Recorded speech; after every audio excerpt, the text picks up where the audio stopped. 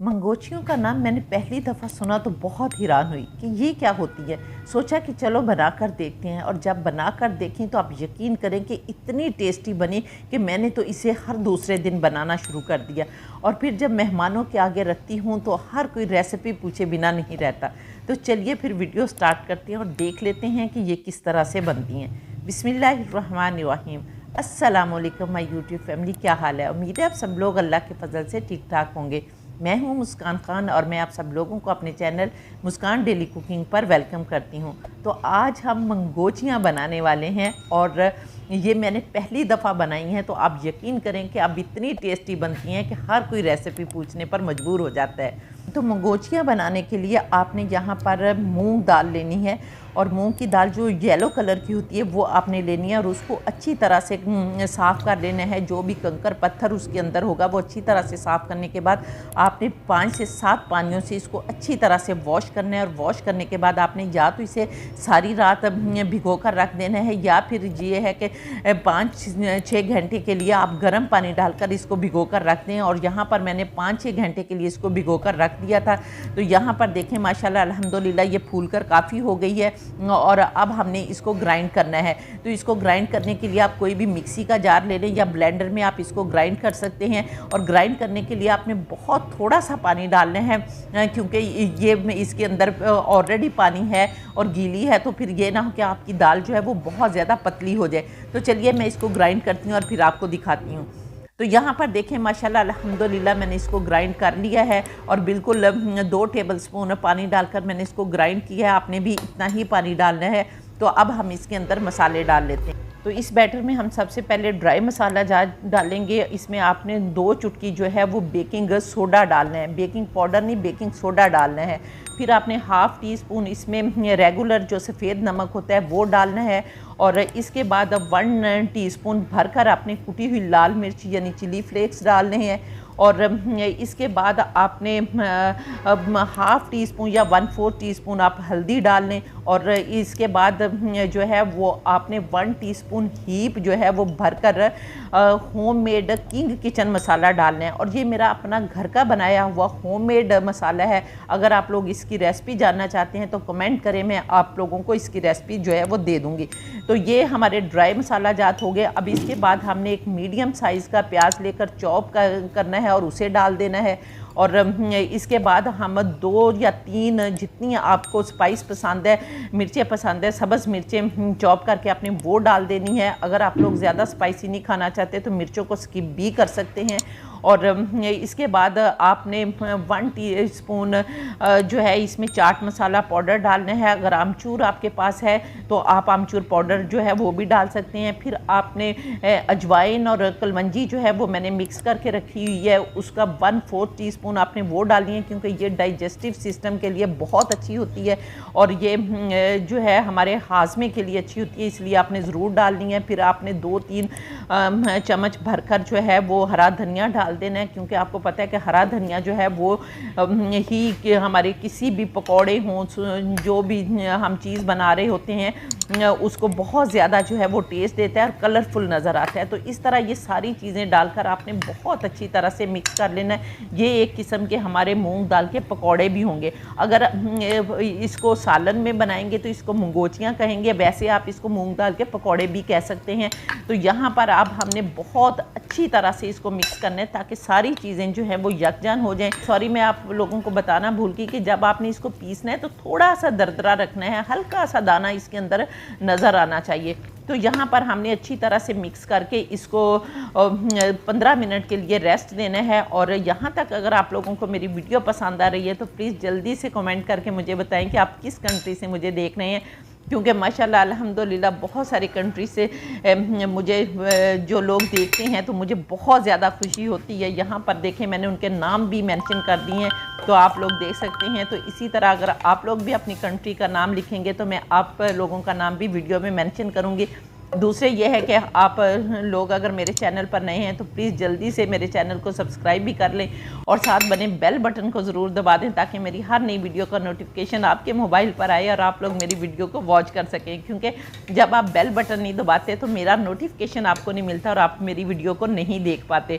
तो यहाँ पर देखें अब 15 मिनट हो गए हैं। हमने एक कढ़ाई में ऑयल जो है वो गर्म करने के लिए रख दिया है और जब ये ऑयल हमारा अच्छी तरह से गर्म हो जाएगा तो फिर हम बिल्कुल पकौड़ों की तरह जो है वो इसके अंदर बैटर डालेंगे और अपने पकौड़े जो है फ्राई करके निकालेंगे। तो यहाँ पर हम थोड़ा सा बैटर डालकर देखते हैं कि क्या हमारा ऑयल जो है वो गर्म हो गया है। तो ये देखें माशाल्लाह अल्हम्दुलिल्लाह हमारा ऑयल गर्म हो गया है। तो अब हम इसमें पकौड़े जो है वो डालना शुरू कर देते हैं। बिस्मिल्लाहिर्रहमानिर्रहीम।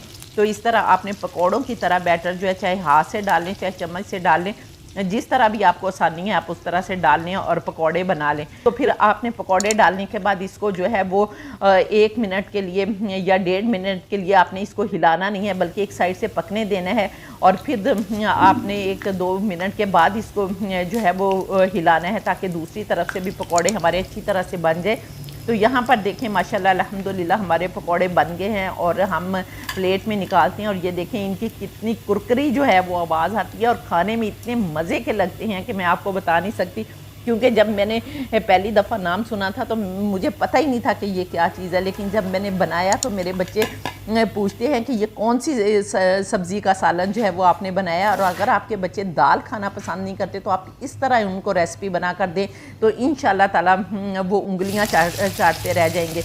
तो यहाँ पर देखें माशाल्लाह अल्हम्दुलिल्लाह अब हम दोबारा दूसरे पकौड़े जो रह गए हैं वो भी तल लेते हैं। तो इस तरह आपने सारे पकौड़े जो हैं वो तल लेने हैं और निकाल कर प्लेट में रख लेने हैं। इसके बाद अब हम इसके लिए जो है वो ग्रेवी बना लेते हैं। तो ग्रेवी के लिए यहाँ पर हमने एक कढ़ाई लेनी है और उसके अंदर हमने हाफ़ कप जो है वो ऑयल डालना है और ऑयल को आपने गर्म होने देना है। और गर्म होने के बाद अब हमने इसके अंदर 1 टीस्पून भरकर जो है वो साबुत ज़ीरा डालना है और इसके साथ ही हमने वही थोड़ी सी अजवाइन और कलवंजी जो मैंने मिलाकर रखी होती है वो आपने 1/4 टीस्पून डाल देनी है, क्योंकि ये भी आपको पता है डाइजेस्टिव सिस्टम के लिए अच्छी होती है। तो यहाँ पर हम ग्रेवी में भी डालेंगे। तो जब हमारा ज़ीरा कड़कड़ाने लगे तो फिर हमने 1 खाने का चम्मच भरकर इसमें अदरक लहसुन का पेस्ट डालना है, लेकिन उसमें मैंने 2 सब्ज़ मिर्चें जो हैं वो भी ग्राइंड की हुई हैं। तो इसी तरह आपने वो भी मिर्चें भी साथ ही ग्राइंड करके डाल देनी है और 1 मिनट के लिए इसे सौते करना है ताकि हमारा अदरक लहसुन का कच्चापन जो है वो दूर हो जाए। फिर इसके बाद आपने एक मीडियम साइज़ का प्याज लेना है और उसकी पेस्ट बना लेनी है, चाहे ग्राइंडर में बना लें या मिक्सी जार में बना लें। तो वो पेस्ट आपने इसके अंदर डालनी है और फिर आपने बहुत अच्छी तरह 5 मिनट के लिए प्याज को भूनना है ताकि प्याज जो है ब्राउन नहीं करना बल्कि इसका कच्चापन जो है वो दूर हो जाए और हल्का सा पिंक हो जाए।